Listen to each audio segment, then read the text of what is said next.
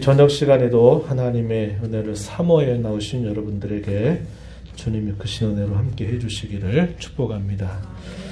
오늘 우리가 읽은 내용은 6절로부터 8절 말씀을 읽었지만 우리가 다루는 내용은 3장 전체를 함께 좀 살펴보려고 합니다. 우리가 지난 주에 살폈던 창세기 2장의 주요한 내용은 하나님께서 아담과 하와를 지으시고 난 다음에 이들을 에덴 동산을 만드시고 그 에덴 동산에서 살게 하셨다는 것이고요. 에덴 동산에 살면서 하나님이 그들과 처음으로 맺으신 언약이 있었다 그랬습니다. 그 언약을 두고 행위 언약이다 이렇게 부르기도 하고 또 다르게는 생명의 언약이다 라고 이렇게 부른다 살펴보았습니다. 그 언약은 사람이 과연 무엇으로 영생하는가 하는 것을 가르쳐 주는 것이었습니다.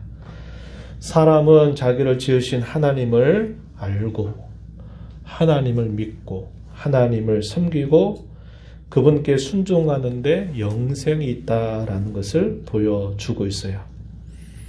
하나님이 그들에게 진정한 의미에서 그들에게 자유의지, 자유롭게 이렇게 대화할 수 있고 저렇게 대화할 수 있는 의지, 이걸 자유의지라고 말해요. 자유의지를 주신 것은 기계적으로 복종하게 만드시는 것이 아니라 자발적이고도 자원한 마음을 가지고서 그들이 하나님 앞에 그렇게 살기를 기대하셨기 때문임을 우리가 생각해 보았습니다. 그래서 그런 자유의지를 가지고서 그들은 순종하여 영생을 얻어 살 수도 있었고 반대로 불순종하여 죽음에 이를 수도 있었다. 이렇게 우리가 살펴보았습니다. 이 내용이 창세기 2장 17절 말씀에 보면은 그렇게 하나님께서 말씀하셨어요. 선악을 알게 하는 나무의 열매는 먹지 말라. 내가 먹는 날에는 반드시 죽을 것이다. 이런 말씀을 하셨습니다. 그래서 아담은 하나님이 이런 언약을 세우실 때 아담은 그 하나님 왜 언약을 세우셨는지를 모르는 것이 아니었어요. 잘 알았습니다. 그리고 이 아담이 가지고 있었던 지식이나 그의 모습은 하나님의 형상을 그대로 본떠서 가지고 있는 모습이었기 때문에 오늘 우리처럼 무지하고 또 실수하고 모자라고 모르고 이런 게 아니라 완전한 자처럼 세워졌던 인물이었습니다. 그래서 하나님이 이런 거 말씀하셨을 때 그 속뜻이 뭔지도 모르고 막 그랬다 이렇게 보는 게 아니라 하나님이 그걸 왜 세우셨는지를 아담이 알았습니다. 그러니까 그가 무엇으로 내가 영원히 살 수 있는가 하는 것을 알고 있었던 것입니다. 이제 오늘 우리는 창세기 3장 말씀을 함께 살펴보면서 그 첫 언약에서 아담과 하와가 행한 일 무엇인가를 주목하게 될 거예요. 그리고 그 일에 대하여 하나님이 어떠한 조치를 내리셨는가를 살펴보려고 합니다. 오늘도 이 말씀을 통해서 주님의 은혜와 사랑을 발견하고 또 오늘 저희들을 향한 주님의 기대와 뜻이 무엇인가를 함께 또 나누고 결단에 순종하는 저와 여러분이 되기를 바랍니다.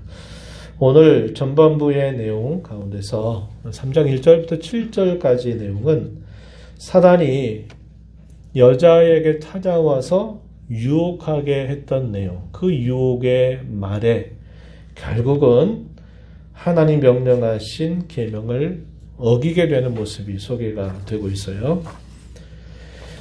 그 결과 이제 하나님을 떳떳하게 만날 수 없게 됩니다. 그래서 하나님으로부터 여호와의 낯을 피해서 도망치려고 하는 이상한 모습이 생겨났어요. 그랬을 때 하나님이 어떻게 하시냐면 그냥 가만히 기다리신 게 아니라 하나님이 찾아오세요. 하나님 찾아오지 않으면 기다렸다가는 언제 돌아올지 모르고 아마 돌아오지 못했을 거예요. 근데 하나님이 그들을 찾아가시는 겁니다. 찾아가시는 내용이 8절부터 13절까지 있어요. 그리고 하나님이 내리신 조치가 주어집니다. 이 조치의 내용이 14절부터 21절까지 쭉 소개가 됩니다. 그리고 마지막 22절부터 마지막 24절까지 내용은 소위 신라곤, 에덴 동산으로부터 추방을 당하게 돼서 그 에덴 동산에서 더 이상 살 수 없는 상황이 펼쳐지게 되는 것. 이것이 이제 마지막 부분에 소개가 됩니다. 먼저 앞부분을 좀 조금씩 한번 생각해 보죠. 우리 너무나 잘 아는 이야기지만 한번 다시 한번 살펴보면서 또 거기에 영적인 교훈이 있다는 것을 함께 나누어 보겠습니다. 1절로 7절 내용에 먼저 보면은 이 뱀은 다른 창조물들 중에서도 매우 지혜로운 피조물이었습니다. 이 강교하다라는 말이 좀 부정적으로 우리가 사용할 수 있는 표현이지만 그런 의미보다는 매우 지혜롭다라는 말입니다. 지혜로워요. 그러니까 본문 속에 나타나지 않는데 성경의 다른 말씀에 보니까 사탄이 뱀을 사용해가지고 뱀의 그 지혜로움을 사용해서 여자에게 접근을 한 것입니다. 오늘 본문 속에 나타나지 않아요. 뱀이 가지고 있는 이 지혜를 사탄은 자신의 도구로 사용을 해서 여자에게 접근을 한 것입니다. 그 여자에게 접근을 해서 유혹을 하게 돼요.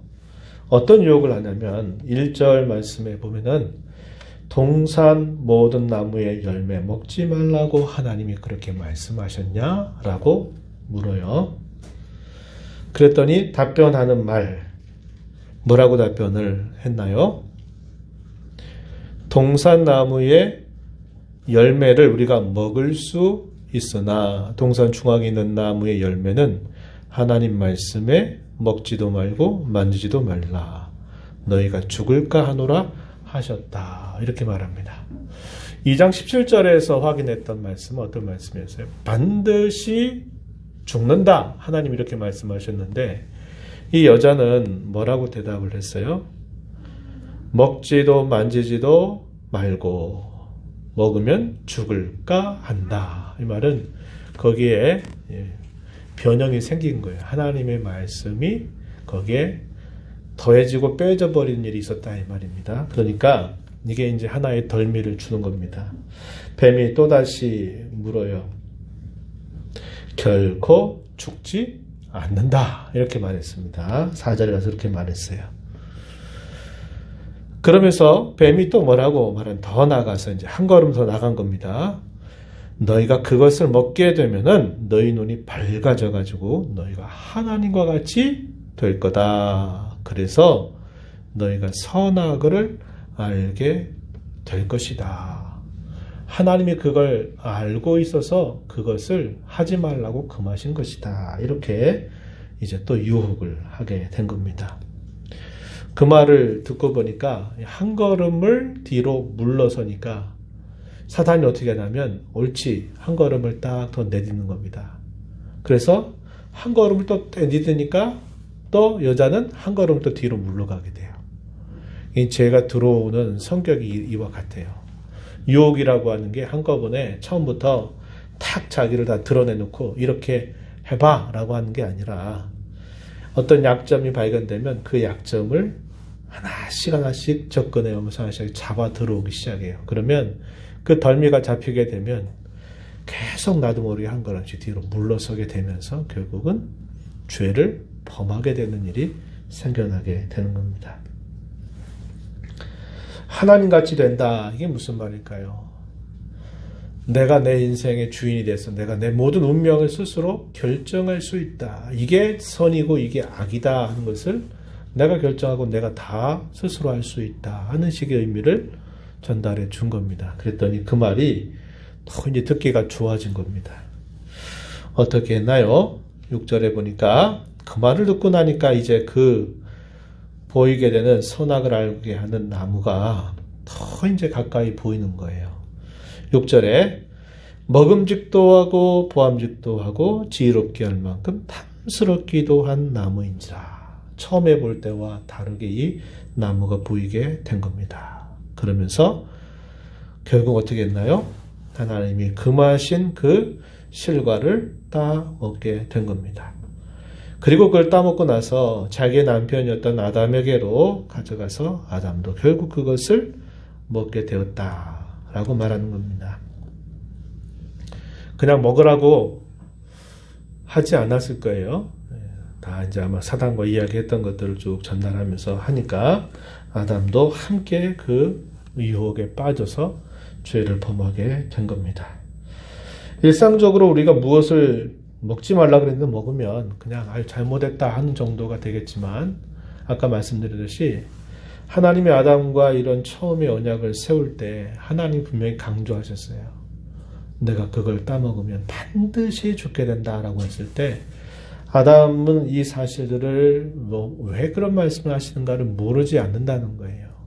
알고 있었음에도 불구하고 결국 그 유혹에 빠지게 되면서 그걸 따먹은 겁니다. 그러니까 그 따먹은 사실이 여러 가지 많은 것 중에 내가 자그마한 실수 하나 했다 하는 정도로 이렇게 지나갈 수 있는 문제가 아니라는 것을 따먹는 순간부터 그들이 알게 된 거예요. 그래가지고 7절 가서 보니까 뭐라고 말하면 그들의 눈이 밝아졌다라고 말합니다. 이 뱀이 했던 말이죠. 너희 눈이 밝아진다. 이 밝아졌다라는 의미가 무엇인가 정확하게 설명을 안 해줘요. 그런데 7절 이어지는 말씀을 보면은 뭐라고 소개합니까? 눈이 밝아져서 뭘 했는가를 보면 되겠죠. 뭐 있어요? 자기들이 벌거벗어 있는 것을 보다 보니까 부끄럽다, 창피하다 이런 마음이 들었다는 거예요. 그 전에 갖지 않았던 마음이 생겨나게 된 겁니다. 그래서 자신들이 벗은 줄 알고서 가장 먼저 취했던 행동이 뭐였어요? 무화과 나무 잎을 따가지고 자기들의 수치를 이렇게 가리는 모습이 나타났습니다. 또 어떤 변화가 생겼냐면 여호와 하나님의 낯을 피하기 시작했어요. 8절 가서 보면은 그들이 여호와 하나님의 소리를 듣고 어떻게 했다 그랬습니까? 여호와 하나님의 낯을 피하여 동산나무 사이에 숨은지라 이렇게 말했어요. 부끄럽다라는 부끄러운 마음이 그들에게 이제 처음 일어나게 된 겁니다. 자기들도 이 감정이 낯설었던 거예요. 그전에는 벌거벗었어도 그게 죄스럽다, 이상하다, 창피하다 이런 느낌이 안 들었는데 그걸 따먹고 난 다음부터 벌거벗은 게 부끄러워가지고 뭔가를 가리기 시작하고 하나님을 배우는 것이 너무 자연스러운 게 아니라 이제는 도망치고 싶고 숨고자 하는 마음이 생겨났다 이렇게 이야기해주고 있습니다. 부끄러움을 느끼기 시작했다 이 말이에요. 이것은 무엇 때문에 그러냐면 죄책이라고 하는 게 생긴 거예요. 다시 말하면 우리 소위 쉽게 얘기하는 죄책감이 생긴 겁니다. 왜냐? 하나님이 왜 그런 말씀하셨는가를 알았던 아담 그리고 하와는 그 하나님의 마음을 알면서도 결국은 사단의 유혹을 받아서 결국 하나님이 말씀하신 것을 불순종하게 된 거라 이 말이죠. 그러다 보니까 그거에 대한 죄책감이 대단히 컸어요. 이루 말할 수 없을 만큼 큰 겁니다. 소위 또 양심의 가책이 너무나 컸던 거예요. 별거 아닌 것처럼 뭐 잠깐 실수했다 이렇게 여겨지는 게 아니라 내가 해서는 안 될 이 큰 일을 하나님 앞에 행했구나 하는 것을 느끼게 된 겁니다. 죄책감 혹은 양심의 가책에 의해서 부끄러움을 느끼고 그 부끄러움 어떻게든지 숨기려고 하는 그런 모습이 나타나게 되었다 하는 겁니다. 근데 이 부끄러움은 하나님께서 어떻게 보면 하나님께서 사람에게 내리신 대단히 놀라운 하나의 조치입니다. 장치예요, 장치. 왜냐? 사람이 부끄러움을 느끼면 어떻게 반응이 나타나냐면요. 두 가지 반응으로 나타날 수 있어요. 하나님 앞에 부끄러움을 느낀다 할 때 그 부끄러움이 두 가지 방향으로 나가는데 하나는 뭐냐면 하나님 앞에 그럼에도 불구하고 제가 하나님 앞에 잘못했습니다. 하나님의 뜻을 저버렸습니다. 죽을 죄를 지었습니다. 하나님 불쌍히 여겨주세요.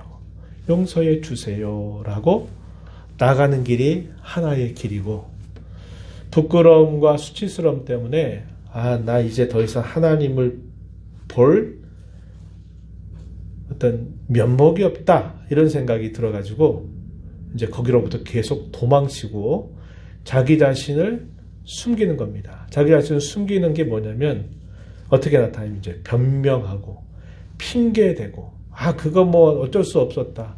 그거 나 때문만이 아니라 이렇게 돼가지고 이렇게 된 거다 하는 식의 태도가 나타나는 거예요. 왜 그럴까요? 자기의 수치스러움이나 부끄러움을 숨기려고 하고 감추려고 하는 하나의 장치입니다. 장치. 대부분의 모든 사람에게 하나님이 똑같은 이런 마음을 주셨어요. 오늘날도 마찬가지잖아요. 죄를 범했는데 죄를 범해놓고도 오히려 뭐 떳떳하게 적반하장이라고 부를 만큼 나만 그러냐고 이렇게 이제 나가는 사람은 어떤 심리일까요? 자신의 마음속에 있는 부끄러움을 완전히 짓이겨 버리는 거예요. 양심의 가책을 완전히 짓눌러 버리는 거예요. 그래 할 테면 해봐 하는 식의 태도로 나가는가 하면 대부분의 사람들은 어떻습니까? 자기의 죄가 드러나고 사람들이 저 사람이 저랬대 그러면 얼굴을 가리고 숨는 겁니다. 부끄러우니까요. 그러면서 어떻게든 숨으려고 하는 태도를 취하는 거죠. 하나님 앞에 우리가 신앙생활 하면서 마찬가지예요. 우리가 하나님의 뜻을 저버리게 되면 우리 마음속에 이런 부끄러움이 생겨나게 돼요. 그럼 하나님을 배우는 것이 기쁜 것 같지만 사실 기쁘기보다는 피하고 싶은 마음이 더 생겨나요. 왜? 죄책감이라는 게 계속 마음을 찌르니까. 그때 우리는 어느 길을 택해야 될까요? 수치스러움과 부끄러움을 진정으로 가려줄 수 있는 분도 하나님 외에는 없어요. 다른 사람이 가려줄 수 없어요. 다른 사람이 가려주는 건 뭐겠어요? 아유, 집사님, 집사님이니까 나도 다 그래. 다 우리 죄인인 거 아니야?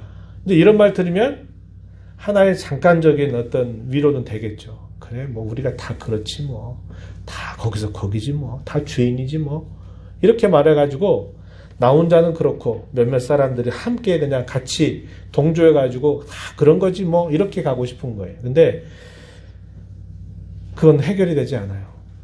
우리의 수치와 부끄러움은 오직 하나님만이 가려줄 수 있어요. 그러면 죄짓고 본성에서 하나님을 피하고 싶은 마음이 들어도 우리는 어떻게 될까요? 더 하나님 앞에 나와야 돼요. 그 수치스러움과 부끄러움을 이겨내고 그분 앞에 나와서 내가 죄를 지었습니다. 죽을 죄를 지었어요. 하나님, 제가 이런 죄를 지었어요. 어찌해야 되나요? 어찌할까요? 이렇게 하나님 앞에 말씀을 드리면 하나님이 그 죄를 가려주시는 거예요. 그 수치와 부끄러움을 가려주시고 됐다. 그래, 됐다. 이렇게 해주시는 겁니다. 근데 사람은 그렇게 그 길을 택하지 않게 되면 돌고 돌아서 어디 오느냐? 다시 그 지점으로 다시 오게 돼 있어요. 계속 돌고 돌다가 결국 그 자리로 다시 와요. 왜? 그 죄에 대한 수치와 부끄러움 주신 분 앞에 나오지 않고서는 그거는 결코 해결되지 않기 때문에 그래요. 그러니까 가장 지혜로운 신앙의 걸음은 뭘까요? 죄 지었을 때 도망치지 말고 죄 지었을 때 하나님, 제가 잘못했습니다. 죄를 졌습니다. 하나님 어찌할까요? 하나님 저 같은 사람 어떻게 할까요? 하나님 용서해 주세요. 불쌍히 여겨주세요. 이것이 가장 빠르게 해결하는 지름길입니다. 그리고 그렇게 하게 되면 하나님의 은혜를 알게 되면 내가 똑같은 죄로부터 내가 피할 길을 찾게 돼요. 그래서 똑같은 죄를 안 범하려고 하게 되고 그러면서 우리가 죄를 멀리 해가는 삶이 이루어지게 돼 있다 하는 겁니다. 그래서 이 수치와 부끄러움은 굉장히 놀라운 조치예요. 근데 이것은 기억하세요. 갈림길입니다. 이걸 통해서 내가 정말 살 길로 가느냐 아니면 이걸 통해서 내가 더 죽을 길로 가느냐의 결정점이 바로 거기에 있다는 것을 꼭 기억하고 우리 성도는 우리 하나님 믿는 우리 자녀들은 범죄했을 때 잘못했을 때 하나님 앞에 죄를 아뢰고 그분이 가려주시기를 말해야 돼요. 사람과 사람 사이에 우리가 실수와 잘못이 있으면 피하지 말고 변명하지 말고 내가 그런 면에서 잘못했다고 말하는 것이 그 부끄러움, 그 가책, 그 죄책감으로부터 가장 올바르게 빨리 벗어나는 길이다. 그것을 우리는 꼭 기억하고 실천하며 살아야 하겠다 하는 겁니다. 이렇게 부끄러움을 느낀 아담과 하와는요, 자기들 스스로가 하나님 앞에 나갈 수 없어요. 그게 별스럽지 않은 잘못이었다면 그냥 하나님, 아이고 제가 이렇게 하다가 잘못했네요. 뭐 이런 정도 되겠지만 그런 정도가 아니었다 이 말입니다. 대단히 하나님이 엄중하게 말씀하신 그 말씀을 어겼다고 하는 것에 대한 죄책 혹은 양심의 가책 때문에 하나님 앞에 스스로 나갈 정도가 못 되는 거예요. 마치 그런 거죠. 우리가 어떤 잘못을 범했는데 실수해서 아차해가지고 실수하면은 아이고 실수했다 이렇게 말하지만 누가 봐도 해서는 안 될 악한 일, 정말 나쁜 일을 하게 되면 이게 쉽게 내가 그런 말조차 할 수가 없게 되는 상황이 벌어지게 돼요. 아담과 하와는 마치 그런 모습을 보이고 있는 것입니다. 그럼 어떻게 되나요? 하나님이 기다리시면 언제 돌아올지를 몰라요. 돌아올 수가 없어요. 그 부패한 인생이 거룩하시고 존귀하신 하나님 앞에 스스로 나갈 수가 없게 되는 거예요. 그 양심의 가책이 너무나 컸기 때문에. 하나님 어떻게 하세요? 찾아오시잖아요. 찾아오신 것이 그것도 놀라운 하나님의 은혜라는 것을 우리는 알아야 합니다. 9절 가서 보면 이렇게 말해요. 여호와 하나님이 아담을 부르시며 그에게 이르시되 내가 어디 있느냐 아담아 아담아 네가 어디 있느냐 이렇게 하나님이 부르시고 찾으셨어요. 우리가 볼 땐 뭐 하려고? 너 그렇게 내가 경고했는데 너 잘못했으니까 너 와서 벌 받아야지 이렇게 생각해가지고 부른 것처럼 보이지만 그 속으로 읽어보세요. 하나님이 부르시지 않으면 이 아담과 하와가 하나님 앞에 나아갈 수가 없었단 말이에요. 부르시는 게 은혜예요. 자녀를 길러보셨잖아요. 어린 아이들을 길러보시면 그러잖아요. 아이들이 잘못했을 때 부모가 혼내는 이유는 그 혼내는 것 자체가 목적이 아니라 그 잘못을 그 아이가 깨닫고서 다시는 그렇게 하지 않도록 그 아이를 뭔가 그걸 발판 삼아서 뭔가 더 성숙하고 성장하게 하는데 그 뜻이 있어요. 근데 자녀가 그 마음을 모르면 뭐가 무서워요? 매가 무섭고 어머니의 그 화내는 게 무섭고 아버지의 그 화내는 게 무서워가지고 그 자리만 먼저 피하면 된다. 그래가지고 막 피해 보세요. 그러면 한 대 맞을 거 2대, 3대 맞아요. 왜 그래요? 부모님을 오해하고 그러기 때문에 그래요. 하나님이 찾아오신 것이 큰 은혜다.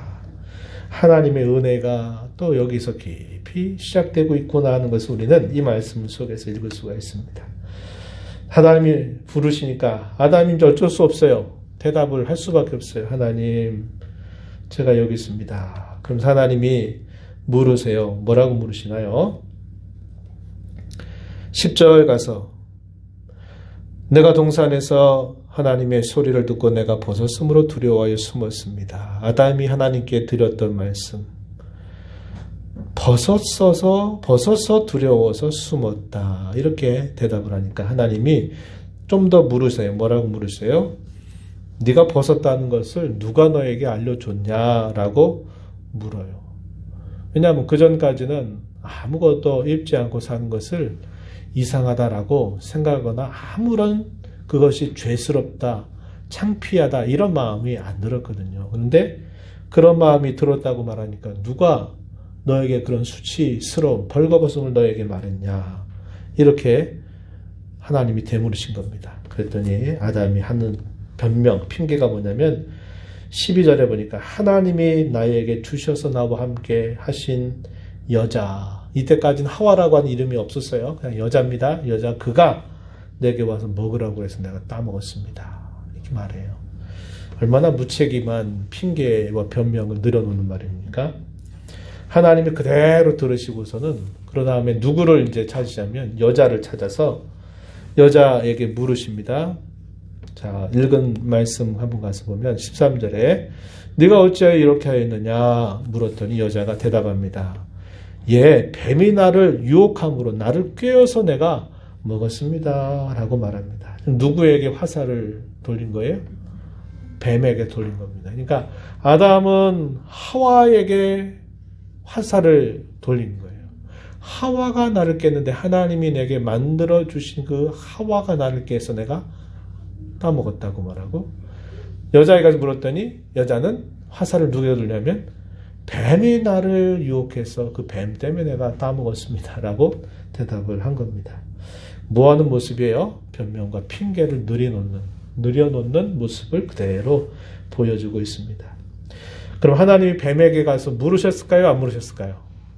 뱀 너는 왜 여자를 유혹했냐라고 물으셨을까요? 안 물으셨을까요? 안 물으셨어요. 물을 필요가 없었어요. 왜? 누가 그 일을 한 걸 아시니까.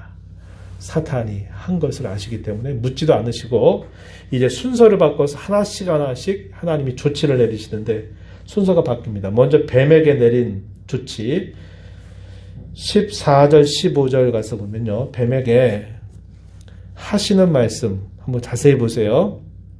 뱀에게 이르십니다. 네가 이렇게 했으니 네가 모든 가축과 들의 모든 짐승보다 더욱 저주받아 배로 다니고 살아있는 동안 흙을 먹을 것이다. 이것은 뱀 자체의 어떤 살아가는 그 본능이 이제 바뀌게 되는 모습이 소개가 되고, 15절이 중요합니다. 15절 이렇게 말합니다. 내가 너로 여자와 원수가 되게 하고 내 후손도 여자의 후손과 원수가 되게 하니니 여자의 후손은 내 머리를 상하게 할 것이요 너는 그의 발꿈치를 상하게 할 것이다. 이렇게 말씀하십니다. 여기서 말하는 대상은 누굴까요? 14절은 뱀, 수단으로 사용됐던 뱀 자체를 두고 뱀은 이렇게 살아가는 본능을 가지고 있게 될 것이다 말씀하셨지만, 이 15절 말씀 누구를 겨냥해서 하신 말씀일까요? 뱀을 수단으로 사용했던 누구? 사탄을 향해서 하나님 직접 하신 말씀이에요.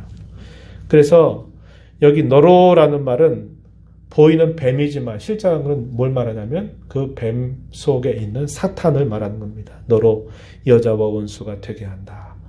너의 후손과 여자의 후손과 원수가 되게 하는데, 이 원수가 된다 이 말은 본래 의미는 그런 의미라 그랬어요.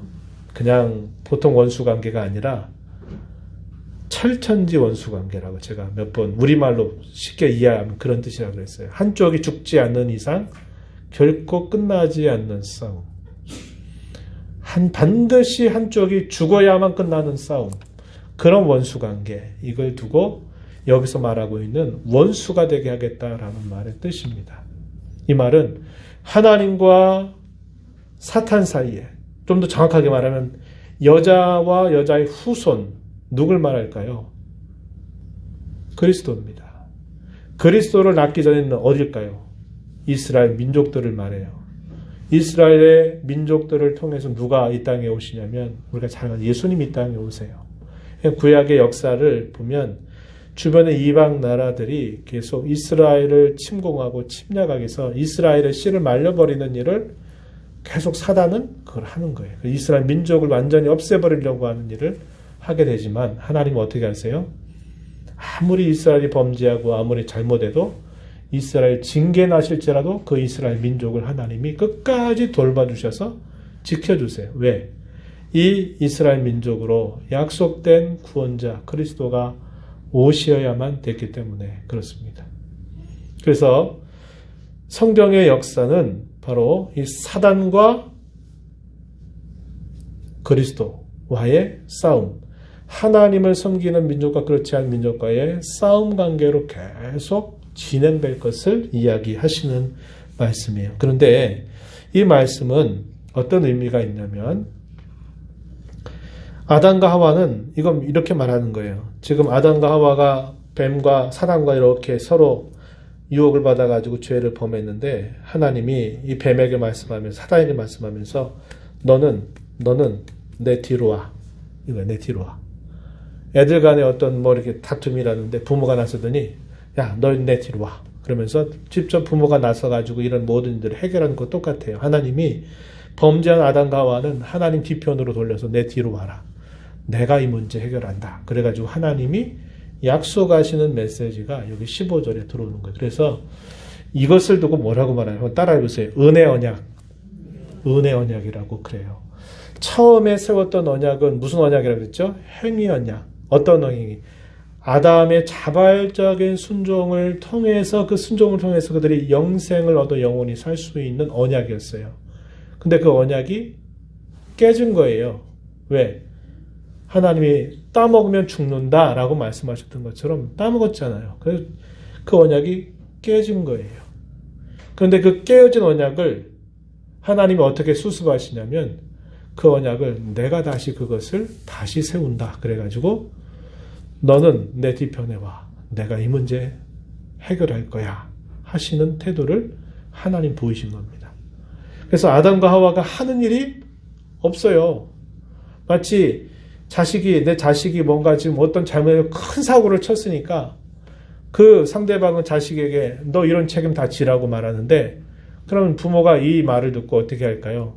자식이 찾아가서 제가 이 아이의 부모님인데 이 아이들에게 뭐라고 하지 말고 제가 그런 문제들을 다 안고 제가 해결해 드리고 처리해 드리겠습니다.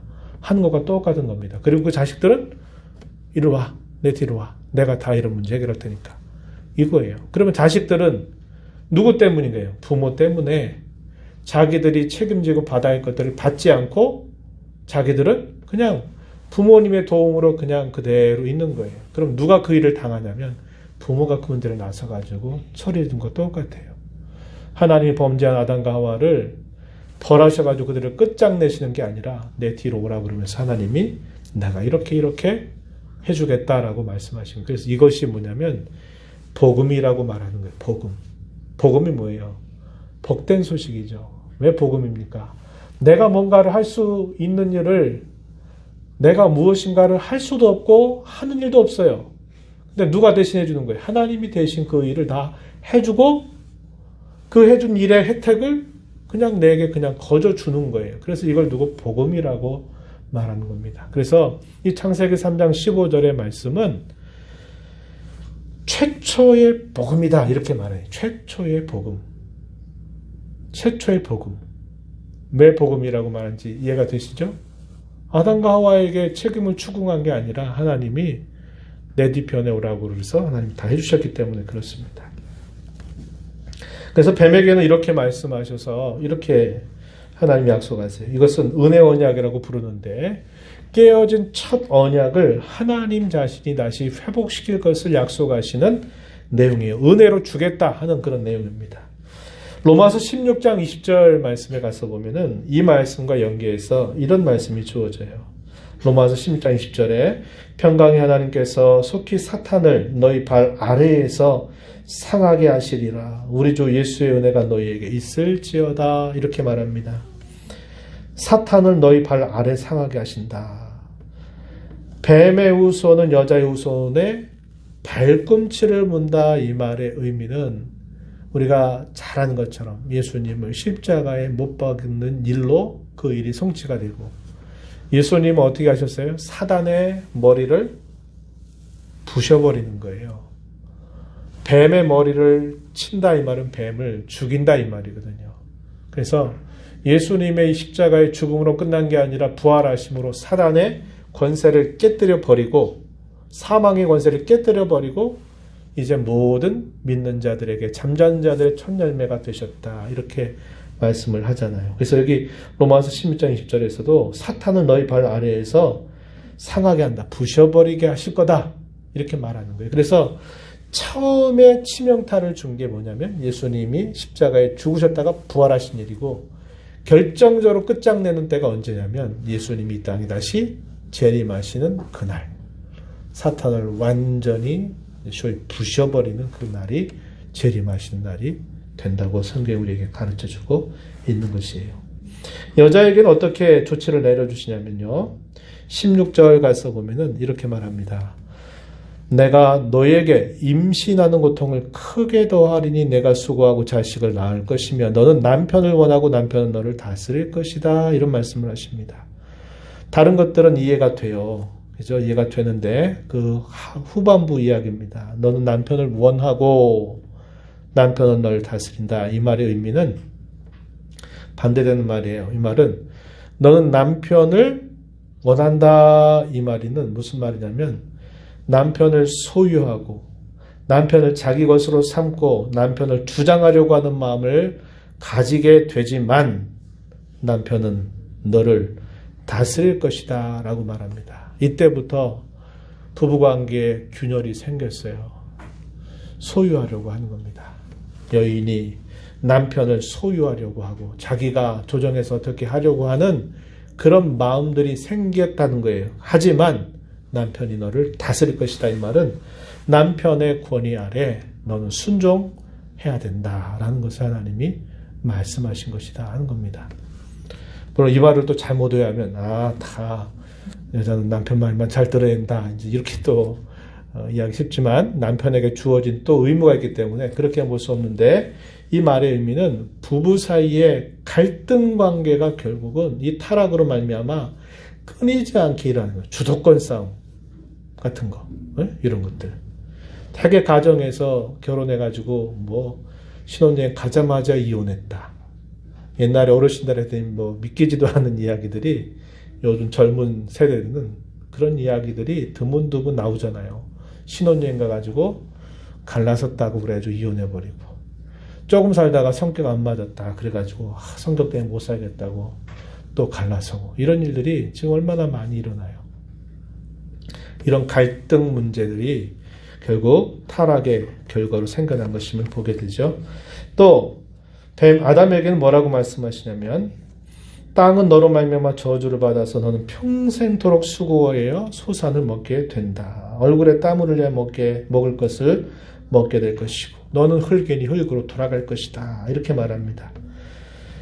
예전에는 자연스럽게 모든 환경들이 주어져서 최적화된 조건 하에서 막 먹고 사는 문제가 힘겨운 게 아니었는데 죄로 인하여 타락하고 난 다음에는 그것이 이제 쉽지 않은 문제가 됐다 이 말이에요. 그리고 하나님 말씀하신 것처럼 너는 흙이니 흙으로 돌아간다. 이 말은 죽음은 모든 인생의 보편적인 피할 수 없는 운명이 되었다는 것을 하나님이 선언하시고 있는 겁니다. 그러나 하나님은 이 피할 수 없는 사망의 운명을 어떻게 바꿔주셨어요?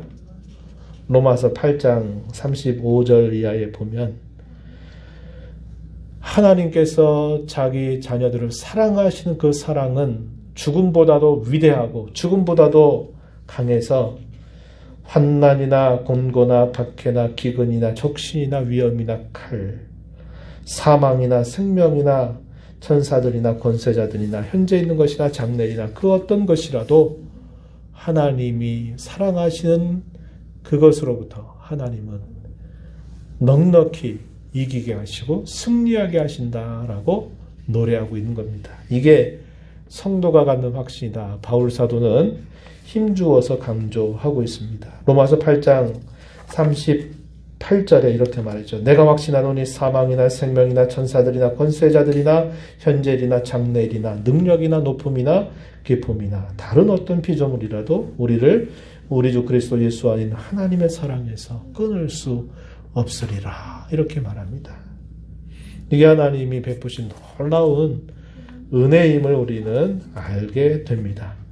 이렇게 하나님이 조치를 내리신 것을 겉으로 볼 때는 별거 아닌 것처럼 보이지만 그 속으로 읽어보면 하나님이 얼마나 그 사람들을 사랑하시는가, 하나님이 장차 무슨 일을 그들 위해서 하실 것인가를 이 짧은 말씀 속에서 보여주고 있다는 거예요. 그래서 성경의 역사는 이렇게 하나님의 약속의 역사, 하나님의 은혜의 역사가 자기 백성들에게, 그의 자녀들에게 계속될 것을 보여주시는 메시지가 이 3장 안에 표현이 되어 있다는 것을 알게 됩니다. 이런 말씀을 들었던 아담은 하나님의 은혜가 너무나 감사했어요. 그래서 어떻게 말하냐면 그 여자의 이름을 하와라고 이름을 지어줍니다. 20절 한번 가서 보실까요? 20절에 보면 아담은 그의 아내의 이름을 뭐로 불렀다고요?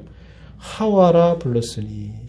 하와 이름의 뜻이 뭐라고 말합니까? 모든 산자의 어머니가 된다. 이렇게 말했어요. 근데 하나님은 아담에게 뭐라고 말씀하셨어요? 너는 죽을 운명을 이제 피할 수가 없게 됐다. 이런 말씀하셨잖아요.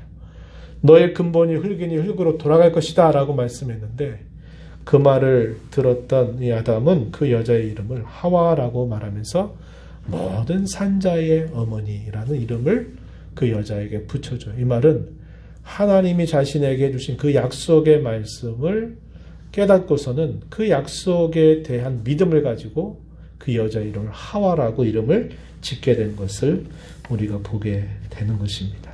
그리고 22절부터는 하나님이 이 약속을 온전하게 이루시게 될 때까지는 그들이 에덴 동산으로 다시 들어올 수 있는 길을 차단하고 하나님이 추방하셨어요. 근데 이것도 겉으로 볼 때는 추방이지만 이 말의 속뜻은 뭐냐면 신라곤, 낙원에서 추방됐던 그들을 하나님이 언젠가 다시 그 낙원으로 돌아오게 하실 것을 하나님이 말씀해 주시는 거예요. 그때까지 누가 일하시겠다는 겁니까? 하나님이 쉬지 않고 일하시겠다는 것을 보여주고 있다 하는 것입니다. 우리는 이 말씀을 살펴보면서 죄의 근본적인 뿌리가 무엇인가 하는 것을 우리는 살펴보게 돼요. 죄의 뿌리는 하나님의 말씀에 대한 불신이에요. 온전하게 믿지 않는 것. 불순종입니다. 죄에 대한 모습은 뭐라 그랬어요? 부끄러움과 수치, 변명, 핑계라고 하는 겁니다. 그럴 때 우리는 어떤 길을 택하자고요? 도망쳐서 숨지 말고 그 수치와 부끄러움을 온전히 덮어줄 수 있는 하나님 앞에 가지고 나가야만 된다. 이것을 잊지 말아야 되겠고요.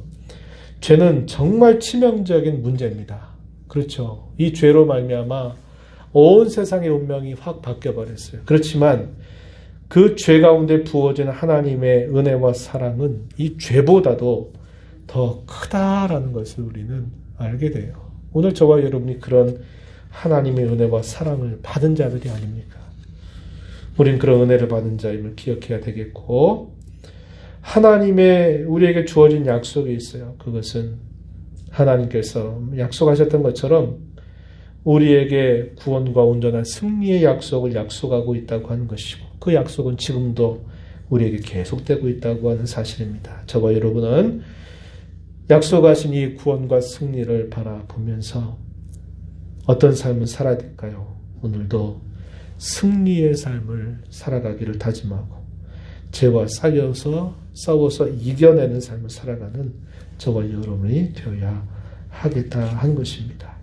사단의 머리가 완전히 부서지게 될 때까지 우리는 사단과의 끊임없는 싸움에서 승리의 삶을 살아가는 저와 여러분이 되어야 하겠습니다. 기도하겠습니다. 하나님 아버지 감사합니다. 하나님께서 첫 언약을 세우지만 사단의 꾀임을 받았던 아담과 하와는 결국 하나님을 거절하고 죄를 범함으로 온 인류를 타락하게 만들어서 온갖 비참을 가져오는 결과를 가져다 주었습니다. 그럼에도 불구하고 하나님은 범죄한 그 인생들, 무능력하고 또 무가치한 그들을 사랑하셔서 하나님이 친히 그 깨어진 언약을 다시 회복시킬 것을 약속하고 그 아담과 하와를 끊임없이 돌봐주시는 은총을 약속해 주셨습니다. 그런 약속을 따라 오늘도 하나님의 그러한 은총과 사랑이 저에게 계속되고 있음을 깨닫고 우리의 죄와 허물보다 더 크신 하나님의 은혜와 사랑이 얼마나 놀라운지를 발견하게 되옵나이다. 저에게 약속하신 온전한 약속이 이루어지는 그날을 바라보면서 오늘도 주님과 함께 죄의 세력과 싸우고 사탄과 싸워서 승리하는 삶을 살아가도록 인도하여 주옵소서. 예수님 이름으로 기도하옵나이다. 아멘.